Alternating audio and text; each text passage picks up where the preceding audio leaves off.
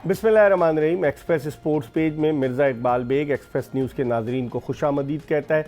पाकिस्तान और जनूबी अफ्रीका की क्रिकेट टीमों के दरमियान 4 T20 इंटरनेशनल मैचों पर मुश्तमिल सीरीज़ का चौथा और आखिरी मैच आज सुपर स्पोर्ट्स पार्क सेंचुरियन में खेला जा रहा है। जो इससे पहले तीसरा वनडे परसों खेला गया, उस वनडे में बाबर आजम ने इंतहाई शानदार बैटिंग का मुजाहरा करते हुए पाकिस्तान को फतह दिलवाई और 204 रन का हदफ पाकिस्तान ने सिर्फ 18 ओवर्स में मुकम्मल कर लिया। 2 ओवर्स बाकी रह गए।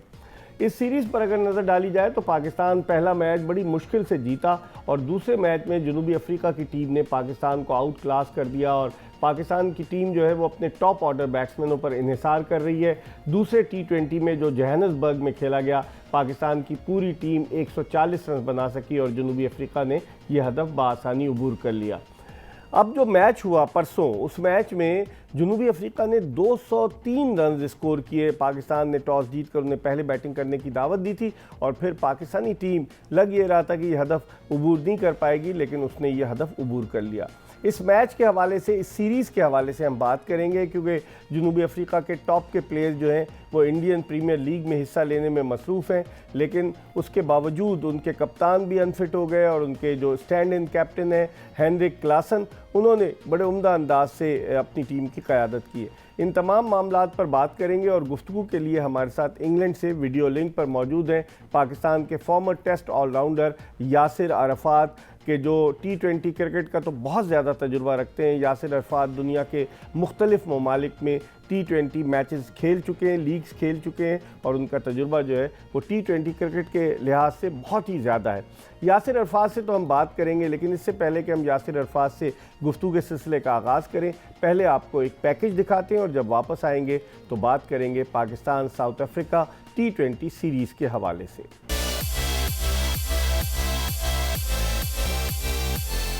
पाकिस्तान और जनूबी अफ्रीका की क्रिकेट टीमें 4 T20 मैचों पर मुश्तमिल सीरीज के आखिरी मैच में आज सुपर स्पोर्ट्स पार्क सेंचुरियन में मद्दे मुकाबिल हैं। इसी मैदान पर सीरीज का तीसरा मैच बआसानी 3 विकेटों से जीतने के बाद टीम के हौसले बुलंद हैं, लेकिन जनूबी अफ्रीका की क्रिकेट टीम से किसी भी किस्म की कारकर्दगी की तवक्को की जा सकती है। याद रहे कि जनूबी अफ्रीका की टीम ने पाकिस्तान के खिलाफ जोहानिसबर्ग में खेला गया दूसरा T20 बआसानी जीता था। आज के मैच में देखना यह है कि पाकिस्तान अपनी टीम में कोई तब्दीली करता है या वही कॉम्बिनेशन को बरकरार रखता है। क्रिकेट के माहिरीन का यह ख्याल है कि पाकिस्तान के टॉप ऑर्डर बैट्समैनों की उम्दा कारकर्दगी की वजह से पाकिस्तान के मिडिल ऑर्डर बैट्समैनों को सही तरीके से मौका नहीं मिल पा रहा और पाकिस्तान का मिडिल ऑर्डर टीम मैनेजमेंट के लिए लम्हा फिक्रिया है। दूसरी जानिब पाकिस्तान की बॉलिंग भी खासी बिखरी बिखरी नजर आई है। अगरचे विकेटें बैट्समैनों की जन्नत थी, मगर पाकिस्तानी बॉलर्स इस तरह की कारकर्दगी का मुजाहरा करने में नाकाम रहे कि जिसकी उनसे तवक्को की जा रही थी। T20 वर्ल्ड कप सर पर है। क्या पाकिस्तान अपनी बॉलिंग लाइनअप में शाहीन आफरीदी को आराम कराता है या सीरीज का आखिरी मैच जीतकर सीरीज जीतने के लिए अपनी फुल स्ट्रेंथ टीम को मैदान में उतारता है? मोहम्मद हसनैन को टीम मैनेजमेंट ने फुटबॉल बनाया हुआ है। कभी एक मैच खिलाते हैं, कभी ड्रॉप कर देते हैं। इसी तरह से दानिश अजीज को 2 मैच खिलाने के बाद यकसर नजरअंदाज कर दिया गया। वो दोनों मैच भी वनडे मैचेस थे। अब देखना यह है कि कौमी टीम मैनेजमेंट इस हवाले से क्या हिकमत अमली इख्तियार करती है, क्योंकि इस T20 के बाद पाकिस्तानी टीम जिम्बाब्वे रवाना हो जाएगी, जहां वो 3 T20 और 2 टेस्ट मैचों पर मुश्तमिल सीरीज में हिस्सा लेगी। लेकिन ये बात तो तय है कि ये T20 सीरीज पाकिस्तानी बैट्समैनों की उम्दा कारकर्दगी की बदौलत हमेशा याद रखी जाएगी। जी, पैकेज आपने मुलाहिजा किया और पाकिस्तानी टीम की कारकर्दगी के हवाले से, टीम के कॉम्बिनेशन के हवाले से, ख़ास तौर पर जो बॉलर्स की कारकर्दगी है उसके हवाले से हम बात करेंगे। और जिस तरह मैंने आपको पहले बताया कि हमारे साथ वीडियो लिंक पर इंग्लैंड से मौजूद है पाकिस्तान के former test allrounder, test cricketer Yasir Arafat. अस्सलाम वालेकुम यासिर। वालेकुम अस्सलाम इकबाल भाई। यासिर, कैसे देखते हैं इस सीरीज़ को, इंग्लैंड पाकिस्तान, जो साउथ अफ्रीका पाकिस्तान की सीरीज़ को, जिस तरीके से पहला T20 पाकिस्तान जीता, दूसरा साउथ अफ्रीका, तीसरा फिर पाकिस्तान, तो आप ओवरऑल इसको कैसे देखते हैं? आपको नज़र आता है कि यकतरफा सीरीज़ तो नहीं रही, पहला बड़ी मुश्किल से हम जीते और दूसरा बड़ी आसानी से हार गए, तीसरा बड़ी आसानी से जीत गए। ओवरऑल आप किस तरीके से इस सीरीज़ का रिव्यू करेंगे? देखिए, अगर पाकिस्तान के प्लेयर्स को देखें, इनकी तो फुल स्ट्रेंथ खेल रही है। पाकिस्तान का कोई ऐसा प्लेयर अच्छा नहीं है जो इस टीम में नहीं है। अगर आप कंपेयर करें साउथ अफ्रीका की टीम को, तो उनके जो एक तो आपने बताया कुछ प्लेयर्स, 5 प्लेयर्स आईपीएल खेलने चले गए, 3 उनकी इंजरीज हो गई। उसके अलावा भी अगर आप देखें उनके रिसेंट पास में कई प्लेयर मुल्क छोड़ के इंग्लैंड आके Kolpak as a Kolpak खेलना शुरू कर दिया। तो उनकी तो मेरे ख्याल से ये सी टीम कह सकते हैं इस टीम को। मगर जिस तरह की उन्होंने क्रिकेट खेली है, बेहतरीन क्रिकेट खेली है। पहला मैच भी अगर वो बड़ा ही क्लोज वो लोग हारे, अगर वो कैचेस ना छोड़ते वहां पे, तो वो पाकिस्तान के लिए बड़ा ही मुश्किल हो जाना था। दूसरे मैच में उन्होंने आउट क्लास कर दिया पाकिस्तान को। तीसरे मैच को अगर आप देखें तो पाकिस्तान को जिस तरह की क्रिकेट खेलनी चाहिए, बैटिंग की अगर आप बात करें तो बेहतरीन बैटिंग इन्होंने की, और इसी तरीके से पाकिस्तान को T20 अपनी क्रिकेट खेलनी चाहिए। लेकिन फिर पहले T20 में क्या हो गया, लोग कहते हैं कि पाकिस्तानी टीम की जो बैटिंग है वो सिर्फ 3-4 खिलाड़ियों के गिर्द रिवॉल्व कर रही है। बाबर आजम, मोहम्मद रिजवान, उसके अलावा मोहम्मद हफीज़ और फ़खर जमान। और अगर ये लोग जल्दी आउट हो जाएं, आपने पिछले जो सेकंड T20 था देखा कि पहली गेंद पर रिजवान आउट हो गए और पाकिस्तानी टीम फिर धड़ाधड़ लाइन लग गई। तो आप नहीं समझते कि जो टीम 3 या 4 टॉप ऑर्डर बैट्समैनों पर इन्हिसार करे वो क्या तैयारी कर रही है वर्ल्ड कप T20 की?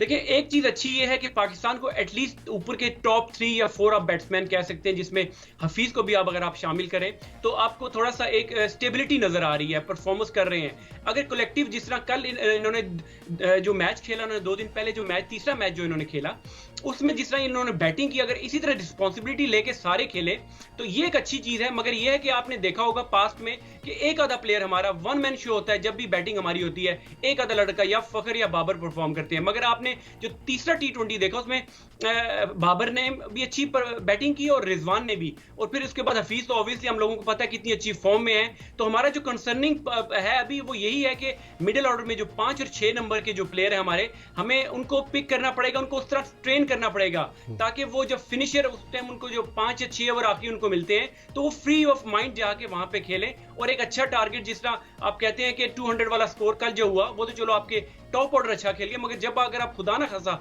आपके फ्लॉप हो जाए अच्छी बॉलिंग के खिलाफ, आपके टॉप ऑर्डर ना करें, तो आपके पास मिडिल ऑर्डर ऐसा होना चाहिए कि एक रिस्पेक्टेबल टोटल आपको आपके बॉलर्स को करके दे। मिडिल ऑर्डर की आपने बात की, यासिर आसिफ अली को दोबारा ले आए, अगरचे कल उनकी बारी नहीं आई। दानिश अजीज़ को 2 मैच खिलाकर आप हमेशा कहते रहे हैं कि अगर किसी को मौका देना है तो पूरा मौका दें ताकि आपके पास कोई वजह तो हो, कोई जवाब तो हो कि ये नाकाम हो गया। दानिश अजीज़ को 2 मैच खिलाकर बिठा दिया। हैदर अली जो पाकिस्तान अंडर 19 की जब कप्तानी करते थे, इनिंग्स ओपन करते थे, बाद में वो 1 डाउन भी खेले और उसके अलावा वो जो PSL थी उसमें कुछ मैचेस जो थे वो मिडिल ऑर्डर में खेले। तो आप एक ओपनर को मिडिल ऑर्डर बना रहे हैं आप और वो नाकाम भी हो रहे हैं। आप समझते हैं सही हिकमत अमली इख्तियार की हुई है हमारी टीम मैनेजमेंट ने? नहीं, इस तरह देखिए आपके कम्बिनेशन कभी भी नहीं बनता और आपके जो प्लेयर्स हैं वो जब तक मेंटली अपने नंबर से सेटिस्फाई नहीं होंगे या उन पे कॉन्फिडेंस नहीं आएगा, क्योंकि जब उसका नंबर चेंज किया हैदर अली का तो उन पे ये प्रेशर था कि अगर परफॉर्म नहीं करेंगे तो वो वहां से ड्रॉप हो जाएंगे। बेसिक जो उनकी क्रिकेट है वो वाइट बॉल पे जब खेलते हैं, सर्कल में अच्छा खेलते हैं, नए बॉल पे अच्छा खेलते हैं, तो मिडल में आके वो डोमेस्टिक में भी नहीं खेले। तो थोड़ा सा उन पे फिर अगर उनको अगर मिडल में आपने तैयार करना है और उसके बाद आपने दानिश अजीज की बात की, तो इन लोगों को अगर आपको फिर खिलाना पड़ेगा। और उसके अलावा हैदर अली है और अगर हमाद आजम भी एक ऐसे प्लेयर है कि यहाँ पे डेवलप हो सकते हैं। आसिफ अली के तो बहुत आपने ऑलरेडी पहले चांस उनको मिल चुके हैं। तो अगर आपने लॉन्गर टर्म या वर्ल्ड कप को देखना है तो आपको मिडल में 3 से 4 प्लेयर ऐसे तैयार करने पड़ेंगे कि जो बड़ी हिट खेल सकें, जो ग्राउंड के चारों तरफ खेल सकें। तो इस तरह के प्लेयर आपको, ये जो 3-4 नाम हमने लिए, तो इन पे अगर काम किया जाए, मेंटली इनको रिलैक्स रखा जाए, ये जो इन एंड आउट के जो ये हमने थ्योरी रखी हुई है या जो कॉन्सेप्ट रखा हुआ है कि एक मैच में खेलता है, फ्लॉप होता है, बाहर हो जाता है, इस चीज को हमें, इस रवैये को हमें तब्दील करना पड़ेगा। आपने हमाद आजम की बात की, क्रिकेट बोर्ड के जराए, सिलेक्शन कमेटी के जराए ये कहते हैं कि जी वो तो 10 साल पहले उन्हें मौका फराम किया गया था। 2010 के वर्ल्ड T20 में जो वेस्ट इंडीज़ में खेला गया वो गए थे और वो अपने आप को प्रूव नहीं कर पाए। तो क्या अगर कोई खिलाड़ी कई साल पहले अगर टीम में सेलेक्ट हुआ हो और फिर उसके बाद वो रीसेंट पास में डोमेस्टिक में अच्छा परफॉर्म कर रहा हो तो क्या उसको राइट ऑफ कर दिया जाता है? इकबाल भी एक बड़ा ही गलत हम लोग तरीका है हमारा कि हम अपने जो नए प्लेयर्स आते हैं उनको कंपेयर करना शुरू कर देते हैं। वकार वसीम से बॉलर्स को कंपेयर करना शुरू कर देते हैं। ऑलराउंडर्स को हमने रजाक और अब्दुल रजाक और अजहर महमूद से कंपेयर करना चाहिए, तो बड़ी गलत चीज़ है। हर प्लेयर की अपनी क्वालिटीज होती हैं, उसकी अपनी स्किल्स होती हैं, तो हर बंदा वैसे नहीं हो सकता। तो हमें थोड़ा सा ये चेंज करना पड़ेगा। हर जो प्लेयर आता है उसको उसकी क्वालिटीज, उसकी एबिलिटीज के हिसाब से हमें उसको गेज करना चाहिए, उसको ट्रेन कराना चाहिए और टीम में उसको ऐसा मतलब इस तरीके से उसको लेके आना चाहिए ताकि वो कंफर्टेबल फील करे। आपने पहले ही उस पर प्रेशर डाल देते हैं कि ये अब्दुल रज़ाक की रिप्लेसमेंट है या अजहर महमूद की रिप्लेसमेंट है, तो उस पर प्रेशर पड़ जाता है। और हमाद आजम का ये है कि वो उसको ऑलराउंडर एक गलत एक कॉन्सेप्ट उसके पे डाला हुआ है कि वो ऑलराउंडर है। वो 6वें नंबर का 5वें नंबर का वनडे वाइट बॉल का बड़ा अच्छा फिनिशर है। बॉलिंग उससे आप ना करवाएं। अब हमने उसको उस लिस्ट में डाल दिया जिसकी वजह से उससे बॉलिंग बेचारे से नहीं होती, तो उस पर प्रेशर पड़ जाता है जब परफॉर्मेंस नहीं होती। तो उसको अगर इस फिनिशर के तौर पे लेके आया जाए T20 या वनडे में, तो ये बेहतरीन उनके लिए एक सूटेड प्लेस है और पाकिस्तान टीम को उससे फायदा हो सकता है। अभी भी उनमें 4-5 साल की क्रिकेट बाकी है अभी। तो आप क्या समझते हैं कि अगर हमाद आजम के अलावा जो स्ट्रैटेजी है टीम मैनेजमेंट की, आप समझते हैं कि वो स्ट्रैटेजी सही है? लोग समझ रहे थे सीरीज़ शुरू होने से पहले कि साउथ अफ्रीका कमज़ोर टीम है, पाकिस्तान को आराम से पाकिस्तान हरा देगा, और फिर उसके बाद उन्होंने पहले में T20 में फ़ाइट की, फिर उसके बाद उन्होंने दूसरा T20 जीता। तो आप समझते हैं हिकमत अमली सही है, सही समत में जा रही है टीम मैनेजमेंट?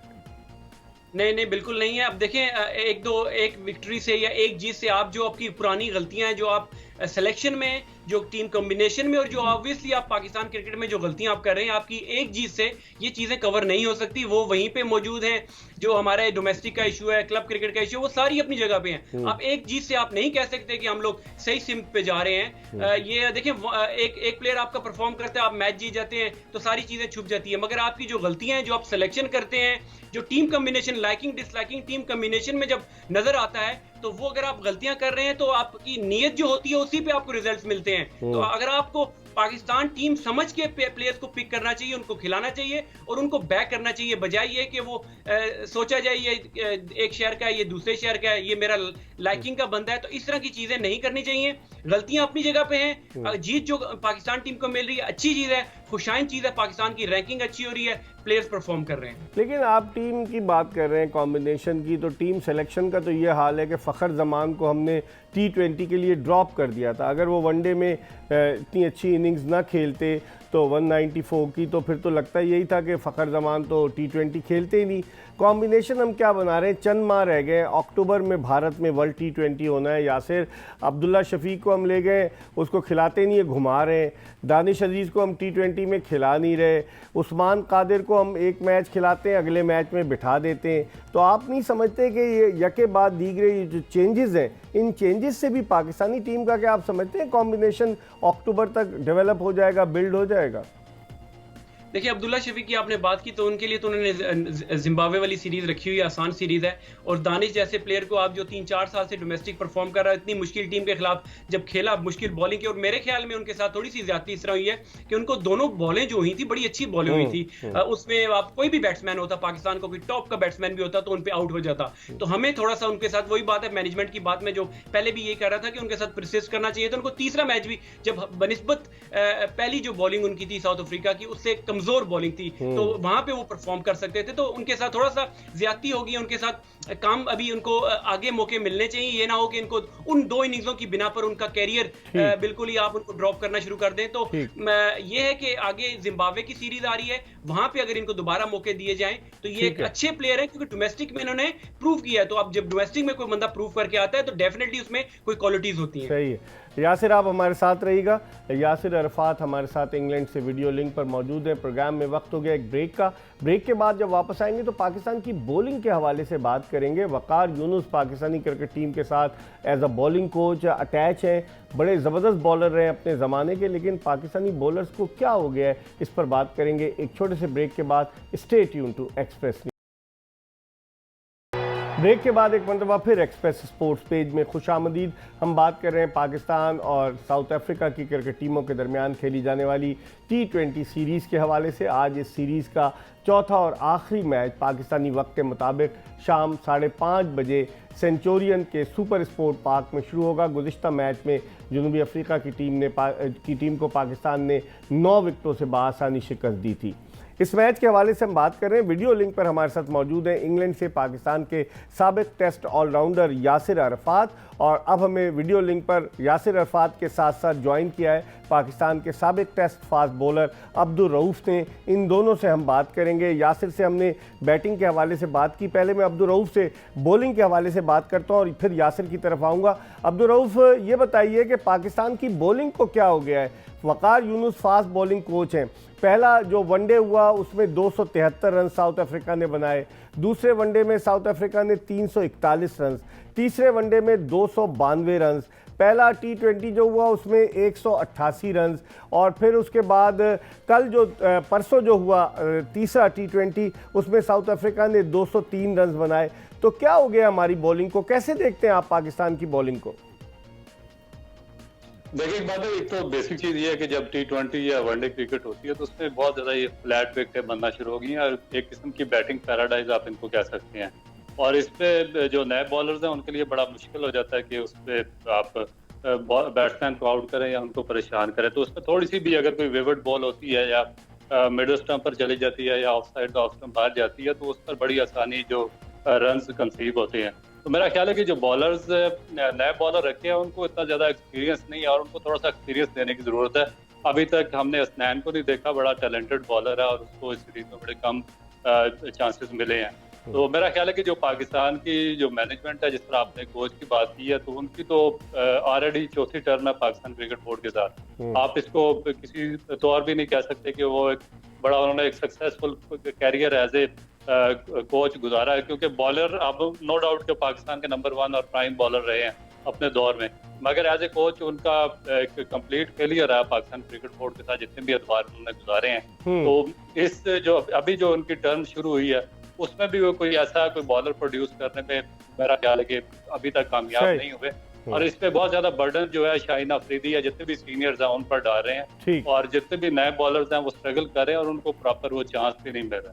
सही है। यासिर अरफात, अब्दुल रऊफ़ जिस तरह से कह रहे हैं मैं इनसे थोड़ा सा इख्तिलाफ करूंगा। फ्लैट विकेट्स तो सबके लिए हैं, एक मैच में रन हो गए, दूसरे मैच में रन हो गए, तीसरे मैच में रन हो गए, हर मैच में रन स्कोर हो रहे हैं। और जिस तरह अब्दुल रऊफ़ ने बात की शाहीन आफरीदी की, शाहीन आफरीदी जब से पाकिस्तान से अप्रैल 2018 से टेस्ट क्रिकेट खेल रहे हैं, इंटरनेशनल क्रिकेट, तो शाहीन आफरीदी अब तक 15 टेस्ट, 25 वनडे और 25 T20 खेल चुके हैं। उनको खिलाए जा रहे हैं अभी 2 साल में इतनी ज़्यादा, और उनकी परफॉर्मेंस में भी डिप आ गया है। आप इसको कैसे देखते हैं यासिर? देखें इकबाल भाई, इसमें टेक्निक पे या स्किल पे तो बात की बात है। सबसे पहले जो प्लेयर्स की जो हमारा जो सिमत है वही सही नहीं है। हम देखें थोड़ा सा पीछे चले जाएं, 2 साल पहले पीछे चले जाएं, जब हम ऑस्ट्रेलिया गए थे तो वहां पे हमने मूसा और नसीम शाह पे हमने तकिया किया कि हमारी यही फास्ट बॉलर है, यही हमारा फ्यूचर है, तो वो कहीं नजर नहीं आ रहे। उसके बाद फिर आप देखें, उसके बाद जो बाकी प्लेयर्स भी खेलते हैं, हसनैन की एग्जांपल दे ले, 2019 के वर्ल्ड कप से अभी तक वो हार्डली कुछ मैचेस खेले हैं, एक खेलते हैं, 2 में बाहर हो जाते हैं, फिर आ जाते हैं विदाउट एनी बेटरमेंट। उनकी इंप्रूवमेंट नहीं हो रही। अब इंप्रूवमेंट कब आती है कि जब आप एक प्लेयर को खिलाते हैं कंसिस्टेंट बेसिस पे, डोमेस्टिक में वो खेलता है लड़का, अच्छे कोचेस के अंडर खेलता है, तब जाके उसमें बेटरमेंट आती है। मगर अगर आप यही रवैया रखेंगे, एक मैच खिलाएंगे, एक ड्रॉप करेंगे, एक खिलाएंगे, तो ये हम अगले 10 साल इसी तरह अगर करते रहे तो हमारा एक भी प्लेयर तैयार नहीं होगा। हाँ, आपने सही कहा। उस्मान शिनवारी कहाँ चले गए? उस्मान शिनवारी भी आए थे। मूसा की बात की आपने बात की मोहम्मद हसनैन, आपने बात की नसीम शाह की कि नसीम शाह कहाँ चले गए, बहुत सारी चीज़ें। लेकिन अब्दुल रऊफ़ ये तो नहीं कि क्रेडिट लेने के लिए हम नए लड़कों को झोंक देते हैं कि क्रेडिट कोच ले ले, बॉलिंग कोच के, देखें मैंने लड़के प्रोड्यूस किए, और उसका नतीजा ये होता है कि वो लड़के किस्से पारीना बन जाते हैं, जिस तरह यासिर अरफात ने मिसाल दी है नसीम शाह की और मूसा की। बिल्कुल एग्जैक्टली। जब आपके कोच या आई जो स्टाफ होता है उनको अपने आप पर कॉन्फिडेंस नहीं होता और जिस लेवल पर वो कोचिंग कर रहे होते हैं उनको पता है कि वो रिस्पॉन्सिबिलिटीज सही तरीके से अदा नहीं कर सकी और उनकी जो समझ है वो दुरुस्त नहीं है, फिर वो यही कोशिश करते हैं कि वो अपने कुछ चॉइस के लड़के पिक करते हैं जिनकी डोमेस्टिक में परफॉर्मेंस नहीं होती और उनसे अपना नाम वो बनाने की कोशिश करते हैं। और ये पास्ट में भी होता रहा और ये अभी भी हो रहा है। और जो मेरा ख्याल के डिफरेंस आ जाता है पाकिस्तान का और दूसरे ममालिक के कोचेज का, वो यही एक बेसिक डिफरेंस है जो इनकी एजुकेशन में आ जाता है और कोचिंग प्लानिंग में आ जाता है। क्योंकि यहाँ पर किसी किस्म की कोई बेसिक कोचिंग एजुकेशन नहीं है और इस पे सिर्फ अपना नाम बनाने के लिए और जो एक वक्ती तौर पर टाइम पास करके मैच जीतने के लिए वो प्लानिंग की जाती है सारी। उसकी वजह से मेरा ख्याल है कि जितना भी सारा सिस्टम है वो सफर करता है। तो जब तक आप इनको प्रॉपरली ट्रेन नहीं करेंगे, कोचेज को भी एक प्रॉपर एजुकेशन इनको नहीं देंगे और इनको एक गाइडलाइन नहीं देंगे कि आपने इस पर चलना और ये विजन सामने रखकर आपने काम करना, उस वक्त तक बड़ा मुश्किल है कि सिस्टम में बेहतरी है। लेकिन यासिर, आप देखें ना कि आपने मिसाल दी नसीम शाह की, मोहम्मद मूसा की, अब 3 और नए फास्ट बॉलर लेके गए। एक तो आपको शायद याद हो कि फाटा का जो फास्ट बॉलर है, आपसे ही मेरी बात हो रही थी प्रोग्राम में कि उसके रनअप में प्रॉब्लम है, मोहम्मद वसीम जूनियर, वो उसको लेकर गए। इसके अलावा आप देखें कि एक और फास्ट बॉलर है अरशद इकबाल, उसको भी सेलेक्ट किया गया है, स्वाबी का फास्ट बॉलर। एक और फास्ट बॉलर है लाड़काना का शाहनवाज दहानी, उसको टेस्ट में सेलेक्ट कर लिया है। तो क्या धड़ाधड़ तब्दीलियां, धड़ाधड़ नए लड़कों को आजमा कर हम रिजल्ट लेने में कामयाब हो जाएंगे?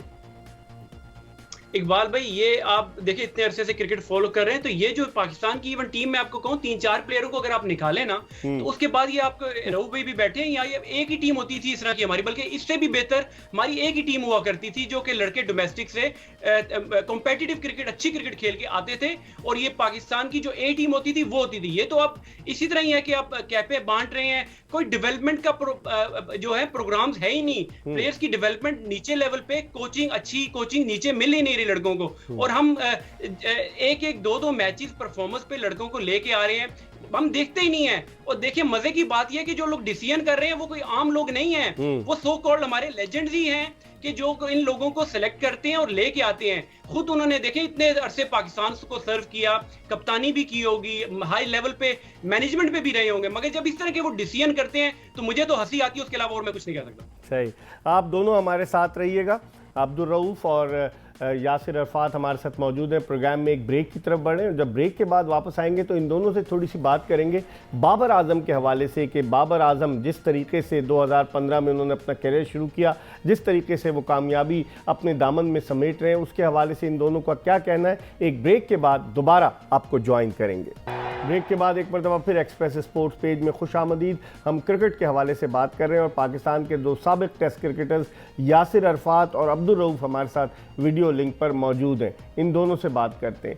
यासिर, सबसे पहले आपसे शुरू करूंगा कि बाबर आजम, आप देखें विराट कोहली ने तकरीबन 3.5 साल तक वो नंबर 1 पोजीशन पर रहे ओडीआई रैंकिंग की। बाद लोग, हम लोग ये समझ रहे थे कि ऐलान क्यों नहीं हुआ, जब बाबर आजम नंबर 1 हो गए तो पता ही चला कि आईसीसी बुध के दिन जो है वो आईसीसी की ओडीआई रैंकिंग्स को अपडेट करती है। तो उसने बुध के दिन जब अपडेट किया तो बाबर आजम जो थे वो नंबर 1 हो गए। अब आप बाबर आजम के अगर हम यासिर कैरियर पे नज़र डालें, 14 अक्टूबर 1992 को ये पैदा हुए लाहौर में, और 14 अक्टूबर 1996 को, क्योंकि ये 26 साल के हो गए बाबर आजम, और फिर उसके बाद बाबर आजम ने अपनी क्रिकेट शुरू की, अंडर 19 पे आए, पाकिस्तान अंडर 19 में पहली मरतबा 2010 में सेलेक्ट हुए, 2007 में ये बॉल पिकर थे जब साउथ अफ्रीका की टीम ने पाकिस्तान का दौरा किया, फिर 2012 के अंडर 19 वर्ल्ड कप में ऑस्ट्रेलिया में इन्होंने कप्तानी की, फिर उसके बाद 2015 में इन्होंने जिम्बाब्वे के खिलाफ अपना टेस्ट कैरियर,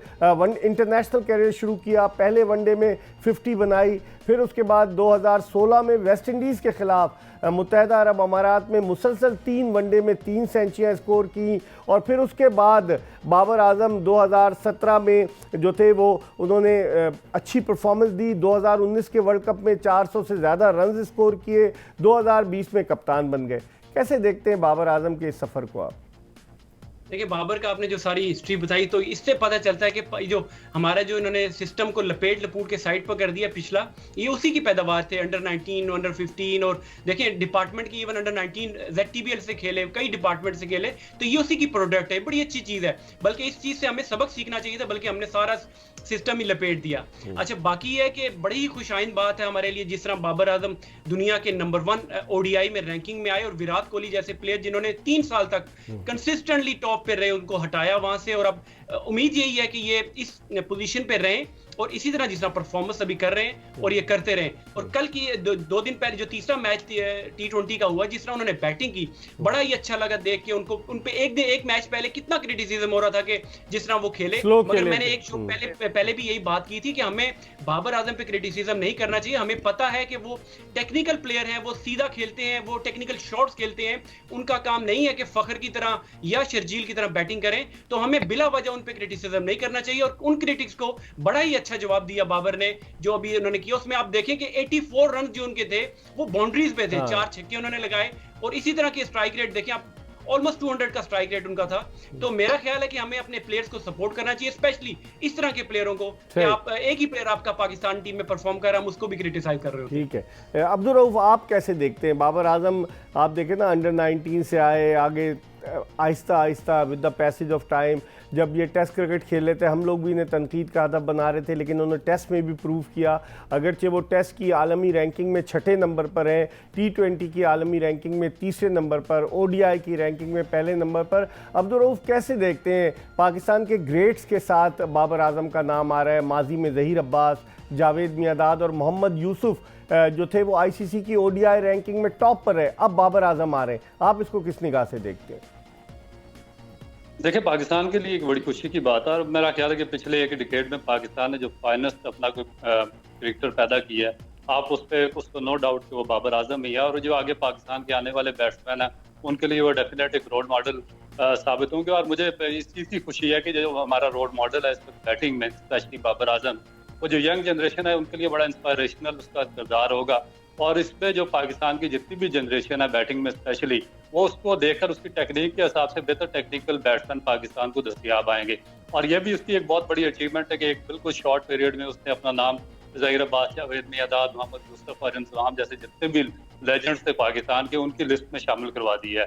और मेरा ख्याल है कि मैं इसको काफ़ी अरसे से वाच कर रहा हूँ, क्लब क्रिकेट से भी मैंने इसको देखा बिल्कुल जब ये 13-14 ईयर्स ओल्ड था, उसके बाद अंडर 15, अंडर 19, एक ट्रू प्रॉपर प्रोडक्ट है पाकिस्तान की डोमेस्टिक स्ट्रक्चर की। जब पाकिस्तान का क्लब का स्ट्रक्चर चल रहा था ग्रास रूट लेवल पर या सिटी लेवल पर, डिस्ट्रिक्ट क्रिकेट चल रही थी या रीजनल लेवल पर, उसके बाद जिस तरह यासर ने कहा कि ZTBL और स्टेट बैंक से ये खेला, तो एक बहुत ही एक ग्रास रूट लेवल से इसकी बिगनिंग शुरू हुई है और पूरा ये एक जेन्युइनली सफर तय करके पाकिस्तान टीम पर हाईएस्ट रैंक इसने अचीव किया है। और न सिर्फ पाकिस्तान का बल्कि दुनिया का नंबर 1 बैट्समैन बन गया। तो ये मेरा ख्याल है कि पाकिस्तान के जितने भी आगे बैट्समैन हैं उनके लिए बड़ी अच्छी एक एग्जाम्पल है। सही। हमारी गुफ्तगू का सिलसिला जारी रहेगा। यासिर अरफात और अब्दुल रऊफ हमारे साथ मौजूद हैं। हम एक ब्रेक की तरफ बढ़ें और जब ब्रेक के बाद वापस आएंगे तो इन दोनों से बात करेंगे कि असद शफीक को भुला दिया। 10 साल पहले उसने डेब्यू किया, 70 से ज़ायद test matches on a trot खेला और अब बिल्कुल उसे भुला दिया है। इस हवाले से बात करेंगे एक छोटे से ब्रेक के बाद। कहीं जाइएगा नहीं, हमारा इंतज़ार कीजिए। पाकिस्तान के 2 farmer test cricketers Yasir Arfat और अब्दुल रऊफ के साथ जो हमारे साथ वीडियो लिंक पर मौजूद है, एक मरतबा फिर एक्सप्रेस स्पोर्ट्स पेज में खुशामदीद।